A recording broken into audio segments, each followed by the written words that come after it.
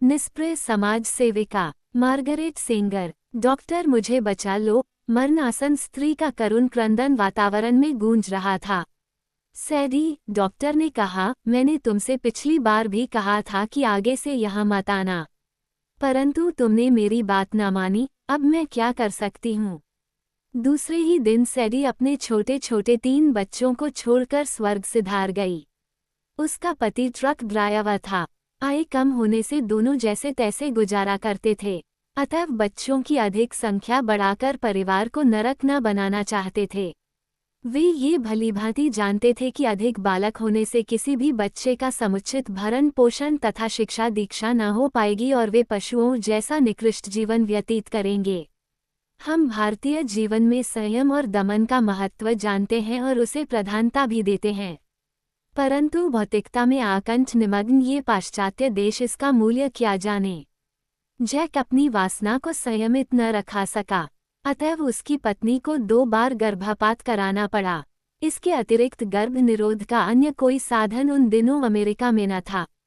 पिछली बार डॉक्टर ने सैडी को चेतावनी दी थी, आगे से यहाँ मत आना, परंतु उसके 3 महीने पश्चात ही उसने अगला गर्भपात कराया और मर गई। पति की कामुकता ने पत्नी के प्राण ले लिए, बच्चों से उनकी मां को छीन लिया। सैडी की मृत्यु से नस सेंगर गहरे चिंतन में डूब गई। अस्पताल में ऐसे केस आए दिन होते ही रहते हैं। वह पहले ही इस बात से दुखी थी कि संसार की जो वर्तमान सभ्यता है, उस सभ्यता में स्त्री बच्चा पैदा करने की मशीन मात्र बनकर रह गई है। पति के लिए वह रोटी बनाती रहे, उसकी वासना की पूर्ति के लिए स्वयं को छोड़ दे, बस इसी में उसके कर्तव्य की इतिश्री कर दी गई है।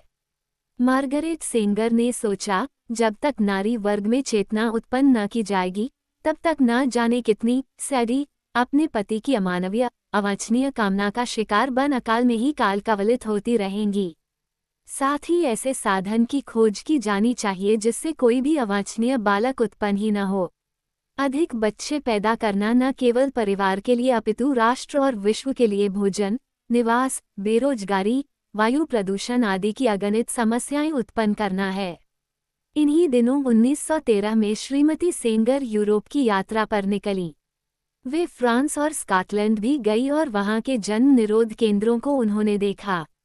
उन्होंने कई वर्ष तक वहां रहकर जन्म निरोध के वैज्ञानिक साधनों का अध्ययन किया, इसे अपने जीवन की साधना माना और वे सुख स्वास्थ्य की चिंता किए बिना रात दिन इसी कार्य में जुटी रहीं। अंततः एक दिन उनका परिश्रम सफल हुआ और जब वे अमेरिका लौटी तो उनकी आंखों में आशा और विश्वास की नूतन ज्योति थी। अपने विचारों को जन जन तक पहुंचाने के लिए मार्गरेट सेंगर ने लेखनी को माध्यम बनाया। उन्होंने विप्लवी महिला नाम से एक पत्रिका का प्रकाशन प्रारंभ किया। पत्रिका का वाक्यबोध था, न कोई देवता, न कोई दासी। श्रीमती सेंगर यह मानती थी कि दंपत्ति सच्चे साथी हो सकते हैं, सच्चे मित्र हो सकते हैं, परंतु पत्नी को दासी मानकर उसके ऊपर मनमाने अत्याचार करना विवाह की पुनीत प्रतिज्ञाओं को कलंकित करना है। वे इन विचारों को अमेरिका की प्रत्येक नारी के मस्तिष्क में बैठाना चाहती थी, जिससे कि पुरुषों द्वारा युगों से उत्पीड़ित स्त्रियां अपना महत्व समझें तथा सर्वांगीण उन्नति करें। उनके तर्कपूर्ण तथा प्रेरणास्पद लेखों से प्रेरित होकर अनेक स्त्रियां नारी स्वातंत्र्य यज्ञ में आहुति देने के लिए आगे आईं। न केवल लेखनी से अपितु जोशीले भाषणों से भी श्रीमती सेंगर ने अमेरिका की नारियों में नूतन चेतना भरी। एक बार वृहत स्त्री सम्मेलन में भाषण देते हुए उन्होंने कहा था, मेरी बहनों, समय आ गया है, अब तो जागो। सामाजिक कुरीतियों के विरुद्ध पूरी शक्ति से लड़ो। पुरुष वर्ग द्वारा अपने इन हनन किए हुए अधिकारों और स्वातंत्र्य को वापस पाने के लिए जूझ जाओ। याद रखो, तुम पुरुषों की क्रीत दासी नहीं हो, तुम भोग्या नहीं हो, तुम में महान शक्तियां छिपी पड़ी हैं, उनका सदुपयोग करो। पुरुषों ने तो स्त्रियों को पेट और प्रजनन का साधन बना रखा है। क्या इस अन्याय के प्रति तुम्हारा रक्त नहीं खौलता? ईश्वर ने नर और नारी दोनों को समान योग्यताएं तथा प्रतिभाएं दी हैं, फिर एक वर्ग शासन करे और दूसरा दासता, ये कहाँ का न्याय है? होठ रंगना, मुंह पर पाउडर की परतें चढ़ाना, शरीर प्रदर्शन करने वाले तथा अंगों में अनावश्यक उभार लाने वाले वस्त्रादि पहनना, ये ऐसी वस्तुएं हैं जो नारी को वासना की पुतली मात्र विज्ञापित करती हैं। चूंकि नर पशुओं द्वारा नारी की मांसलता और नग्नता को सराहा जाता है, इसलिए वह भी ज्ञात या अज्ञात रूप में अपने को उसी ढांचे में ढालने लगी है। मार्गरेट सेंगर ने भांडे तथा पतन के गर्त में गिराने वाले इस विचार प्रवाह से स्त्रियों को उबारने के लिए जोरों से आंदोलन चलाया। परिणाम ये हुआ कि अनेक स्त्रियों ने सौंदर्य के नाम पर थोपे जाने वाले उपकरणों का बहिष्कार करना प्रारंभ कर दिया। उनके मन में यह बात भलीभांति बैठ गई कि ऐसा श्रृंगार एवं विन्यास न अपनाएं जो पुरुष वर्ग की पशुता को और अधिक उत्तेजित करने में सहायक बने। उन दिनों अमेरिका में आज जैसा प्रगतिशील समाज न था। अनेक लोगों ने श्रीमती सेंगर के कार्य का विरोध किया।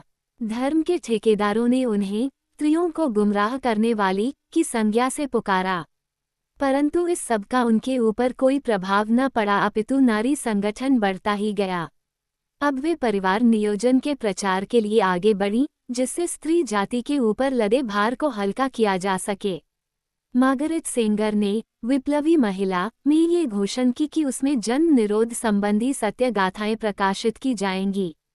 अमरीकी सरकार पहले ही उनके कार्यों से परेशान थी।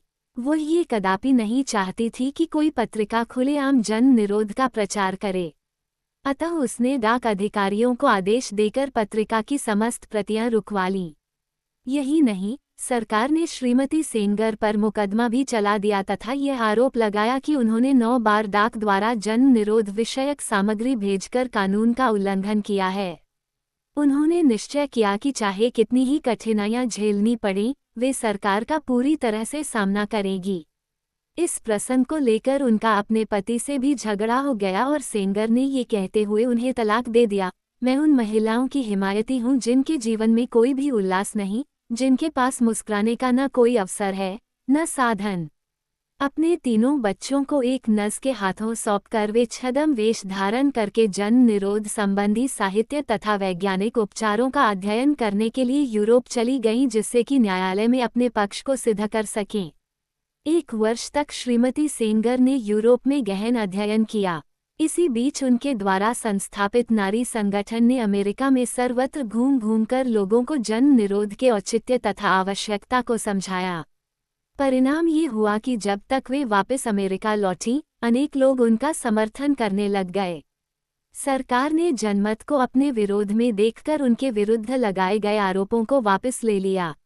ईसाई पादरियों ने मार्गरेट सेंगर को चुड़ैल तथा अजन्मे बच्चों की हत्यारी कहकर उनके इस कार्य का तीव्र विरोध किया। प्रत्येक धर्म में, प्रत्येक जाति में प्रायः यही होता आया है कि पुरुषों ने अपने सुख स्वार्थ के लिए धर्म की आड़ लेकर स्त्रियों को बंधन में जकड़ा है।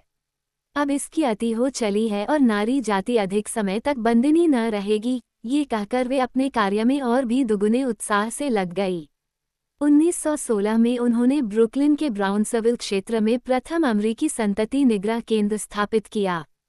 पहले ही दिन 150 महिलाएं उसमें उपस्थित हो गईं, परंतु सेंगर केवल 9 दिन तक ही अपना केंद्र चला पाईं। 10वें दिन पुलिस ने उन्हें गिरफ्तार कर लिया। जन्म निरोध विषयक जानकारी का प्रचार करने के आरोप में न्यायालय में उन्हें 1 मास के कारावास का दंड सुनाया गया। जेल से छूटते ही उन्होंने पुनः इस कार्य को संभाला और पुनः वे गिरफ्तार कर ली गईं। इस प्रकार सरकार ने उन्हें 8 बार जेल में रखा। धुन की पक्की मार्गरेट को एक ही लगन थी जन्म निरोध के उपकरणों का प्रसार। अपने इस लक्ष्य में वे काफी सीमा तक सफल रहीं। सामान्य जनता ने उनकी विचारधारा की महत्ता को समझा और कानून की आंखों में धूल झोंककर ऐसे उपकरणों का प्रयोग होता रहा। 1930 में श्रीमती मार्गरेट सेंगर ने सरकार से डॉक्टर्स बिल पास कराने का अथक प्रयास किया, जिसके अनुसार जन्म निरोध विषयक साहित्य अन्य देशों से मंगाया जा सके, परंतु सरकार ने इसकी अनुमति न दी। वे हार मानने वाली न थीं। उन्होंने अपनी मित्र डॉक्टर शून्य स्टोन के नाम जापान से निरोध विषयक उपकरण मंगाए। उस पैकेट को सीमा शुल्क विभाग ने पकड़ लिया तथा मामला न्यायालय में ले जाया गया। न्यायाधीश ने मुकदमा रद्द कर दिया और पैकेट को डॉक्टर शून्य स्टोन तक पहुंचाने का आदेश दे दिया। 1937 में अमेरिका के अटॉर्नी जनरल होमर कमिंग्स ने भी यह घोषणा कर दी कि सरकार न्यायालय के इस निर्णय के विपरीत अपील नहीं करेगी। वस्तुतः यह मार्गरेट की महान विजय थी। संयुक्त राज्य अमेरिका की सरकार ने प्रथम बार परोक्ष रूप में जन्म निरोध की आवश्यकता को स्वीकार किया था। श्रीमती मार्गरेट सेंगर 1966 में 82 वर्ष की दीर्घायु प्राप्त करके दिवंगत हो गईं। वे जब जीवित रहीं, स्त्रियों की सामाजिक दशा को सुधारने का प्रयास करती रहीं। उनके महान प्रयत्नों के फलस्वरूप ही अमेरिकी नारी समाज में नूतन चेतना की लहर जागृत हुई। मार्गरेट द्वारा प्रचारित जन्म निरोध आज संसार की बढ़ती हुई जनसंख्या पर नियंत्रण रखने का मुख्य साधन बना हुआ है।